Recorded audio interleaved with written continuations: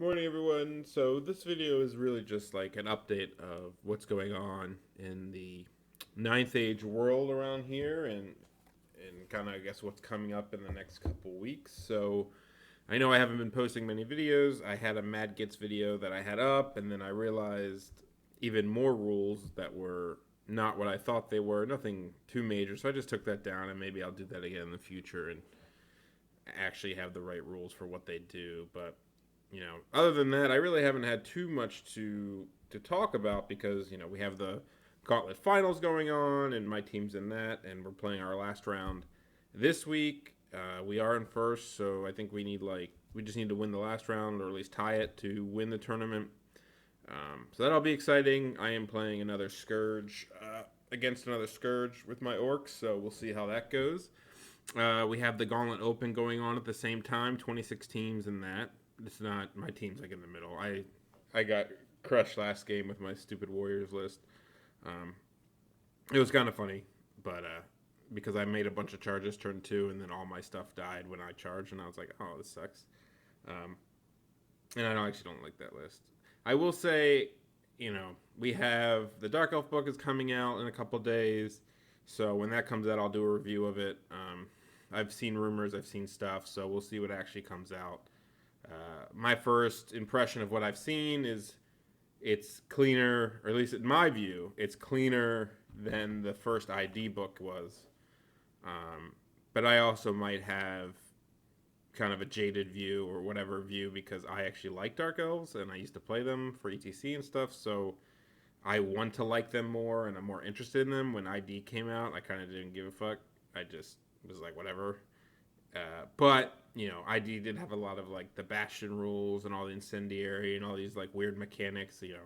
Infernal Brand and Shackled and all this stuff and interactions. So I do like the ID book now more than when it first came out, and I'm more interested in it. But that being said, we'll see what the Dark Elves bring, and then we have the updates coming out, and God knows when. For some reason, I've heard end of the year. I've heard around Christmas. Honestly, who knows? I just hope they get it out soon so we can play with them and test them.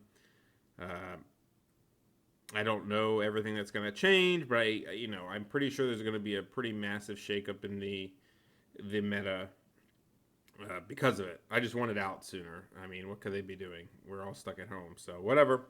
We give the rules and points team enough shit. I can only do so much. So with those looming on the horizon, within the next 2 to 3 weeks potentially, it's hard to get super excited about making lists, right? For me, at least. So, what am I going to do after the gauntlet is over? Well, we may do a tournament. I don't know. I haven't decided yet because we basically have 3 weeks until Christmas, right? And kind of the holidays. I actually don't know if people are more or less busy on the holidays. I know for me, I'm going to have like 12 days off at the end of the year just because I have to take days off from work. So that's like perfect time to play because my wife still works. So maybe, even if I don't run a huge tournament, maybe it'll be I go out of my way to play a game a day and do like a short little, like almost like a boot camp where I try to find. Well, it's also a great time because I like to wake up early to find good European players to play because usually it's hard to connect other than weekends because by the time I'm done work, they're going to bed. And I don't really like playing after work, to be fair. So it'd be a great time to, wake up 7, 8 o'clock in the morning, get some coffee, play a game of Ninth Age versus some of my friends over in Europe who I talk to. I mean, there's a lot of guys who I talk to because of tournaments who have asked me to play. And this would be a good time to kind of get them all in and just experience new and better players. And honestly, I'd like to really take some thought into getting better at the game. So, and this is kind of a topic I could have like a full video on, and I might make one that's a little more focused and stuff. But, I've been thinking lately about how to improve because there's definitely room to improve, but I'm running out of, how do I put this? And as I said, I'll probably make a video on this, but I'll share some thoughts here that I've had. There's different types of players out there. Some people can look at something and kind of figure out tactics and stuff from it. Some people need to be taught things. I think of myself or how I work, and this is coming from years of playing different games, Warhammer included, and as well as just life and working and school. And I, so my friends will think like this, but I think of myself as like a computer where by itself, it doesn't do anything right away. Like it just doesn't. You need somebody to tell it to do something. So I think of myself of, and this is kind of a drastic example. I'm not obviously useless by myself, but you know, you have this computer sitting there, and then someone says, "Well, you should do this. You should, I don't know, think about fleeing with units and where they're going to flee. That's a tactic. This is a basic one. You learned that way back in the day, and you're like, oh, that's cool. And then you kind of put that in your memory bank and you use it. Or they say, hey, what do you think about turning fast cav around and then having people, as they kill stuff as agility steps, you move down. And I'm like, oh, that's cool. I never even think. Or charging here and hitting in the flank with this like dog unit so that they have to pursue to the left so that you can charge something else. And I'm like, okay, yeah, that makes sense. It's within the rules. These aren't like big anomalies, but I find myself that, and some things are figured out, but sometimes to get going, like somebody just has to say, hey, what do you think about this? And then like I'll take it and I'll use it and then I'll keep it in my bag of tricks per se. And then so we're at a point now where I've seen a lot of tricks. Like there's not a ton of tricks that people do that surprise me, whether it's clipping or making weird pursues or, reforming in funny ways. In fact, I probably know more about the reforming rules and removing model rules than most people because of the TOing.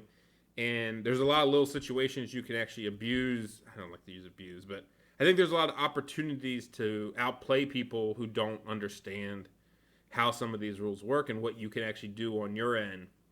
And I kind of think of them as gotcha moments, but at the same time, Warhammer has so many tactics. It feels like a gotcha. Like I say, I'll use an example. Let's, if you charge something with a ranked unit and the giant clips on the left side, and then you reform the giant to the right side, and let's just say you could do it, and somebody doesn't know that you can do that. Like, is that a kind of and it like fucks them for some reason? Is that kind of like a gotcha moment? Is it, what is it? I don't know, but I think there's a lot of tactics in learning those small things. So I feel like, when I got back to the game, a lot of my learning was, okay, let's learn what the books do. Let's learn the scenarios. Let's learn what my books does. Let's, learn these little tricks that the top players do with clipping and all that stuff. And then there's a point where you kind of like, that stuff. And the next step, and I've been thinking about this a lot because there's different aspects to the game, and I think about what I'm good at, what I'm not good at. And so I would say my weakest point really is deployment and first turn and overall strategy. And this sounds really bad because I think it's probably the most important part of the game. And I think list building is very low on the list of skills in the game. I'm not a great list builder. I'm a fine list builder, but that only gets you so far. And if everybody here is copying Conrad's list in all these tournaments, and no one's winning as much as he is because he's a better player with it. But that's only part of the game. So getting a solid list, right? And then there's the turn one deployment, knowing the matchup, how to play. And then I'd say there's the micro game of, okay, we have the game plan in place, and now there's optimizing overruns, optimizing multi-charges with, clipping with this model, or optimizing, forcing, like there's things you can optimize within the rules of cover, clipping, overruns, pursuits, disengaging. And I think that's a whole other skill of itself. So then you go back to the main skill of how to play the game and like the game plan. And so when I say I lack that, or that's my weakest point, I don't mean it as in like I'm an idiot and I just do stupid shit all the time. I'd like to think that against the average player, my game plans and deployments are more than adequate to win the game.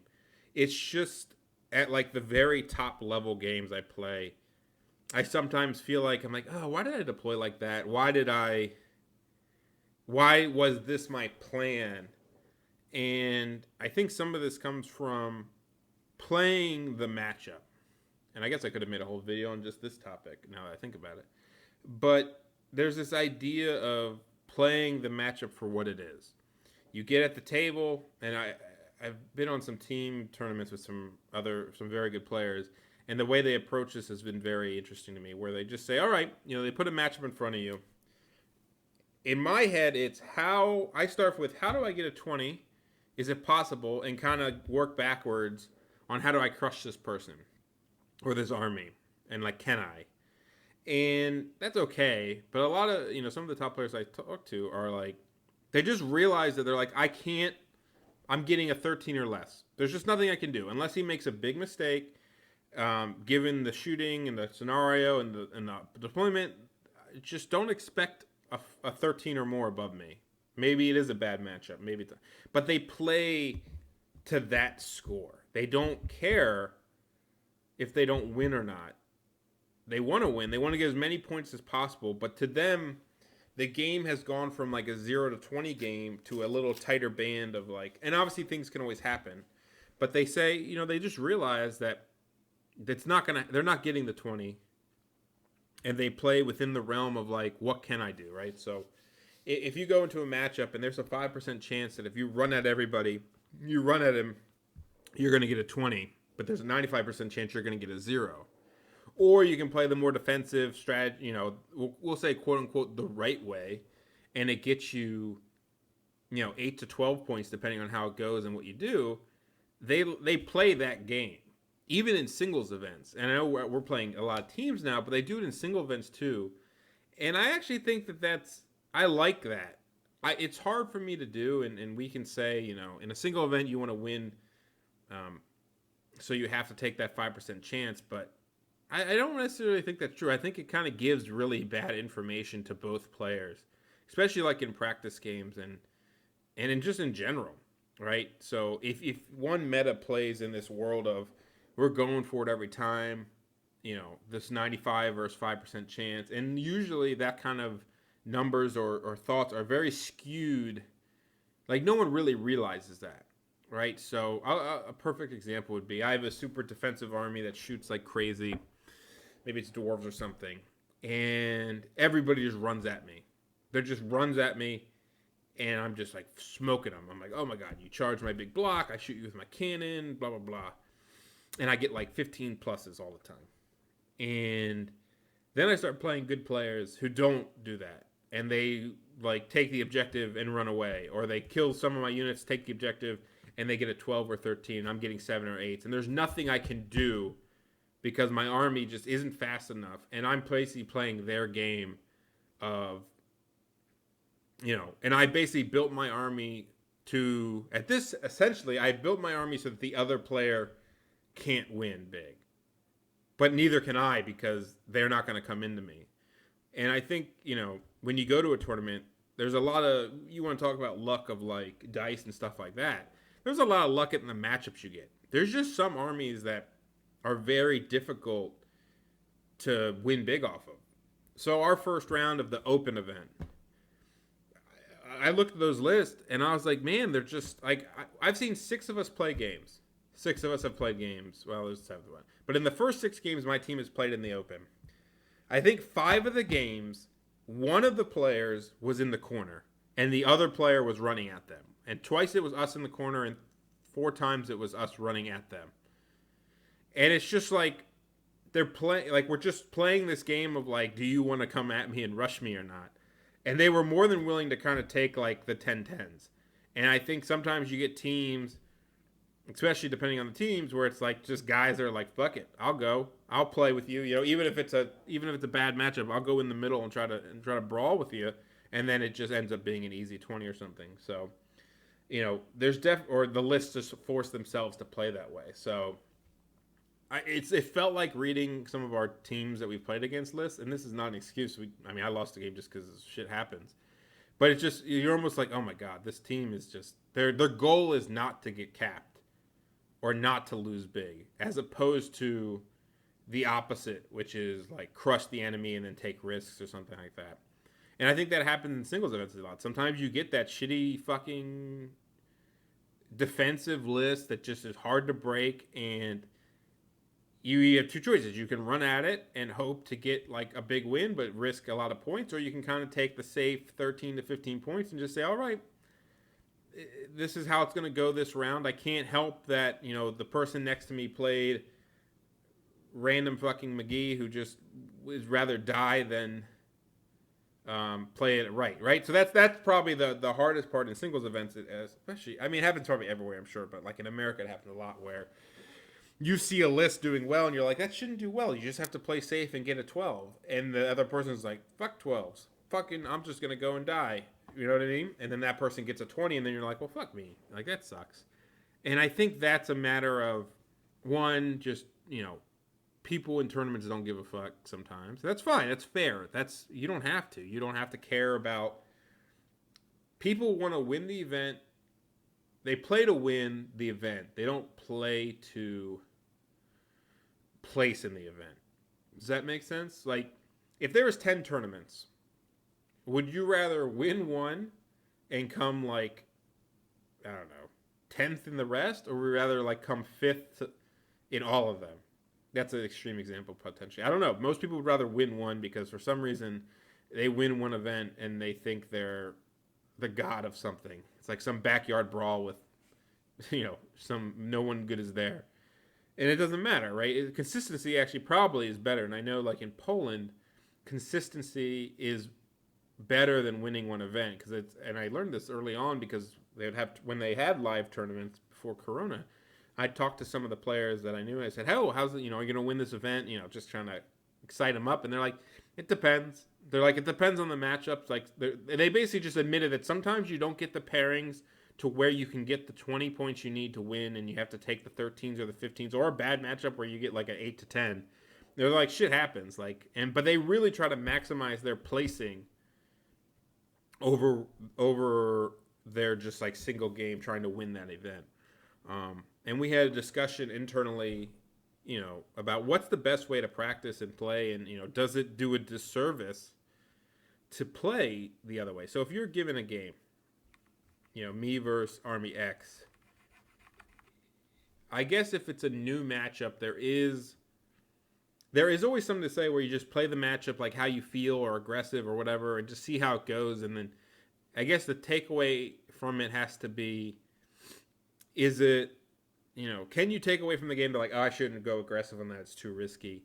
Is there a way you can play? And then maybe you can kind of work it out in your head of like, well, you can't really go aggressive because you're going to die. But can you even hide from it? Can you hide back and just do the objective? Can you just cast magic? What's the risk tolerance level?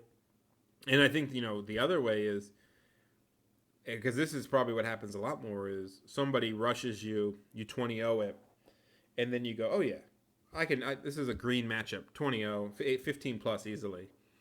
And then you play somebody and they hide in the corner, or they just play the objective and sit back, and you're like, oh, I'm going to get a 10 because I'm going to kill. I can't win the objective for whatever reason, and I'm going to kill like 500 points because they didn't engage me.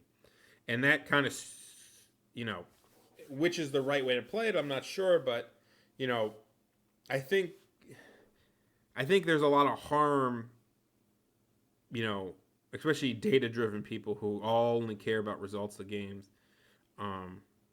There's a lot of data-driven that can go wrong when you play, weaker players who kind of skew the results of games and how they play versus how, quote-unquote, should be played. So there's a lot of debate, even in my head, of how do you practice games and kind of match up. I don't know, what did I deviate from? What was my commentary that led me to this point?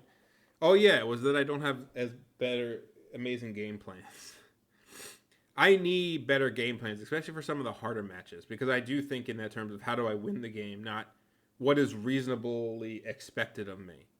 There's a lot of games that I lose that I don't lose a lot, but there's games that I lose that I sit back and I'm like, could I have just deployed in a manner that kind of was like a 12 to 8 point win, or maybe kept it close without risking, or maybe let the game develop and see what he did? Because there's a lot of times where I lose where I feel like I'm like in the other person's deployment zone, and I'm like, maybe I shouldn't be here. I can think of a lot of games where either not even games I won that I just ended up losing by, I was maybe sitting at a 15 to 16 and I went for something I shouldn't have, and it gave me like a 12, and I'm like, oh, why did I do that? The agency and stuff. So I do want to get better at that part of the game. And I think, like I said, it's not like it's a zero. I'm a great micro player and like the worst deployer slash strategy person. It's more that that's where I feel the weakest when I compare myself to other top players from other countries. Where I'm just like, oh, they had a pretty good game plan, and sure, like turns 3, 4, 5, 6, where there's like these micro decisions on charges and stuff. I feel more than adequate to compare myself to them. It's just sometimes the beginning plans. I'm just like, I shouldn't do this. Maybe I'm too aggressive. Maybe I'm too risky. But getting better at that is difficult without really, like, that's where you kind of have to sit down and like really think about it and really plan it out. And until you do a lot of reps of it, you probably won't learn it. I would say the other thing is laziness, and this is a lazy answer, but there is a little bit of laziness to it. So I'll give you an example from a game where I lost, but I didn't lose because of this particular thing, but it was just something that stood out in my mind. I'm moving my models and I see a redirector, and I'm like, all right, he has some redirectors there. I'm going to put my unit here. I can see he can kind of get in front of me. I'm going to put this spider here to maybe try to block him. And I just should have took the 2 minutes to put a unit down and see how far he could move and optimize my anti-chaff movement. Whether I could block him or not, it's one thing. But I could have made it so like either he couldn't chaff me, or he could only chaff me in a certain way, or he couldn't, like, once he put the unit the maximum move it could go, I looked and said, okay, there's a couple things I could do to kind of minimize the badness of this. And I knew the unit was there. I knew the chaff was coming. It's not like I was like he brought it out of nowhere. But I was just too lazy to be like, well, okay, where can it go? And there's some moments like that in games where it's kind of like a laziness of, okay, I'll just see what he does. I'll see how he, show me, go amaze me with your chaffing skills, as opposed to just moving the unit. And, that's something to easily take a time on and do. So I got to get better about doing that. I also, like I said, I learn a lot from, I find a position, how I can put this a different way. It's like a formula for math. When I learn a formula and I get it, it's very easy for me to replicate it and do it quickly. I took a lot of exams for my job that had a lot of formulas. And there'd be times where this one problem I could never get right. I just didn't want to learn it. I didn't want to learn it. And so I just kept getting it wrong. And then finally I said, okay, I'm going to learn how to do this type of problem. And I learned the formula for it. And then I'm like, oh, this is fucking easy. And then I could do it easily from there. I think the same thing happens in Warhammer with some situations sometimes. Like, example that pops up to my mind is catching units with, like, trapping units. Like, especially you take, like, a little fast, blocky unit, and then maybe you have a single model. And it's not that hard to measure, like, okay, or chaffing is another example, though I'm better at chaffing. Like, there's situations where you're like, I need to make sure this unit can't reform and get out of my line of sight or get to the objective, and I have this unit to block it. What's the optimal way to do it? And it's like a puzzle, but it's a puzzle that if you solve it a couple times in a couple different variants, you should recognize the pattern, right? You can recognize the pattern of, okay, he has this unit like this, and I have this. You can imagine what you have to do, and you can put it in the right place. But I feel like a lot of times I just do something, and I haven't, like, fully solved it yet to where it's natural to do it. And I'm just almost too lazy to solve that puzzle, but I need to. That's another step I can take to get better. But anyway, that's my, man, I don't really know where I was going with a lot of this. I might have a video on how to improve, but that's where I feel like I am in the game right now. I feel like I have things to get better. Of course, always trying to get better. And it's funny. A quote, I guess it's an Eminem quote, but Thomas told me this quote when we were talking. I was talking about things I want to get better at. And we were talking about how, he's the best German player, if not one of the best players. And he's like, I feel like I put in a lot of work, but it's not enough. And I was like, yeah, I'm always trying to get better. Whether or not I'm the best player on my team or not, you're always trying to be better and better and better. And he said, this quote was, and I was like, this makes sense. He's like, why be a king when you could be a god? And I thought that quote was just so fitting for the mentality that he has, especially, and everybody else should strive for, is exactly that. Even if I'm the king of whatever, the king of the East Coast, king of the North, whatever, you should strive to be, why stop there? Just be better. And I think that mindset is really good. So, but at the end of the day, you can dream about getting better, and you can go and do something about it. So hopefully, I can improve myself in the ways that I need to over the next couple months. That being said, what's the road to that as far as Warhammer wise, army wise, right? Because well, we got an update coming in a couple weeks. I have zero idea where that's going to take me. I'd say at the very moment, I'm not that interested in playing Warriors right now. I took a Helmall type list with no elders to a tournament. It's kind of a weird list with like a Chimera and stuff. And I'm just not feeling it. I'm not excited about it. Do I think it's even bad? No, I don't want to build a Helmall list that's infantry anymore. I don't want to play two elders anymore. I'm so bored of seeing two elders. And I guess partially of it is after playing orcs so much, not to hate on my warrior brethren, since I made so many warriors, is orcs have been a lot harder to play. But it's also, in a weird way, more satisfying than running elders at people. Because I feel like there's a lot of leeway when you run elders at people to like fuck up, and then you still win because it's so difficult. And yes, my orcs are in a similar style with like single models and stuff, and I do like that style, but I don't know. I have Frenzy, I have Panic, I have actual fear checks, I have BSB range I have to keep myself in, I have, it's just not the same. It's just not the same. And so part of me is kind of tired of that style of Warriors, and like I don't even want to play it right now. I don't even want to play that. Like I don't even know what they're going to change of it, but I'll be interested in seeing what they change, but my heart isn't in it right now. And, for the next 3 weeks, I'll probably play orcs. I was losing a little bit of orc enthusiasm, but I think some of that comes from, I don't know what it comes from.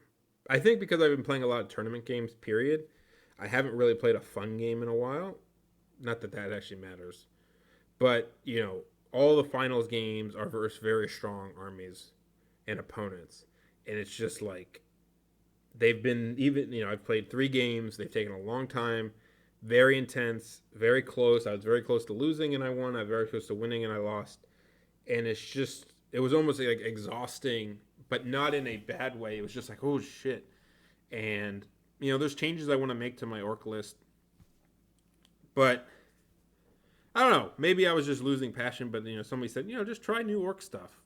I feel like I've been in such tournament mode since I've been playing a very similar style orc list for both Gauntlet events, the first round and this one, that it's like, ooh, it almost overwhelmed. I'm like, oh, I just want to end, and then I can try new things and try a couple new units and maybe new builds.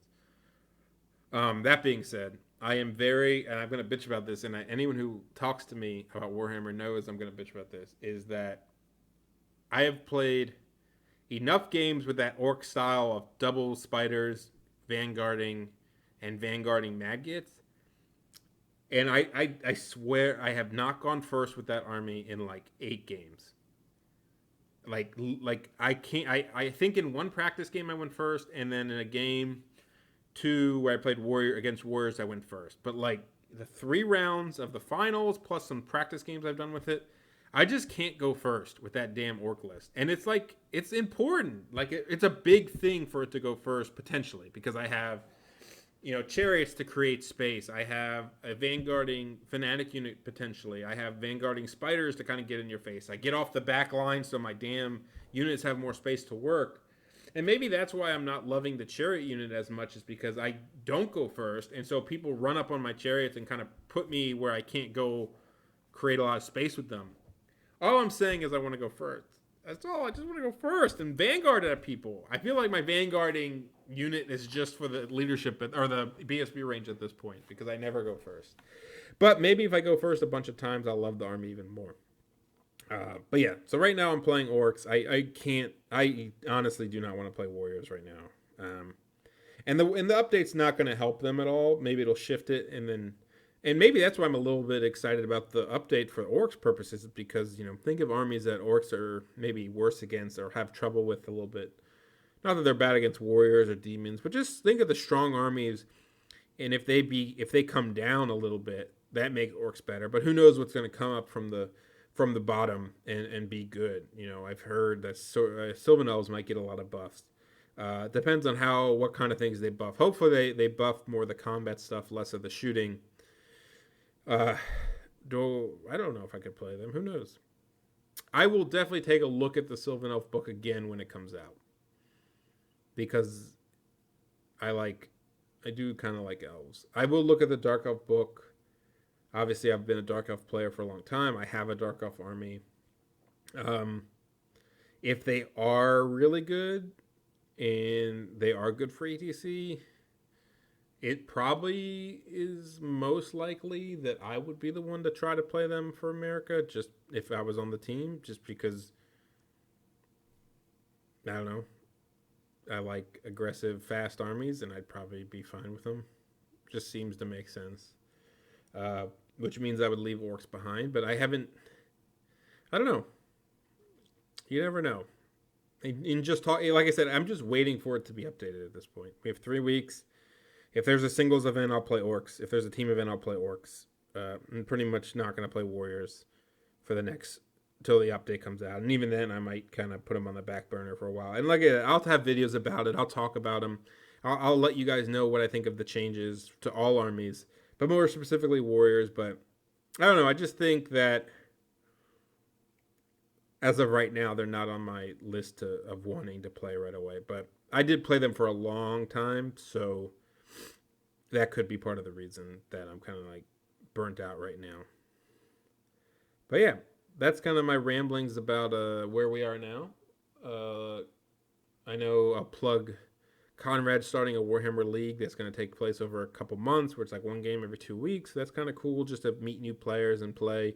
You can go to his channel or I think it's on the forum somewhere to find out more about that. There's already a lot of people signed up for it. So that's going to be exciting. I'm still going to be running events. I don't know what we'll do. I might try to do something very short in between now and the new year, with the idea being once the update drops, pretty much potentially doing just a huge 8-man event, I'll say right away, but pretty early next year, try to get the hype for a huge, another Ocho, where it's 8-man team, 6 rounds, because we haven't done a 6-round event in a while, and I don't want to do a 6-round event in the middle of Christmas, so especially before the updates, because the worst thing would be, you do this 8-man event and then all the books change in the middle. How we're going to handle the Dark Elf book if it changes, I don't know. We'll play that by ear, but just look out for that. And definitely when the new Dark Elf book drops, they said Thursday, I think, or the 5th, Friday, right? It's coming out soon. I'll have a video reviewing that at a high level. Like I said, it'll just be me talking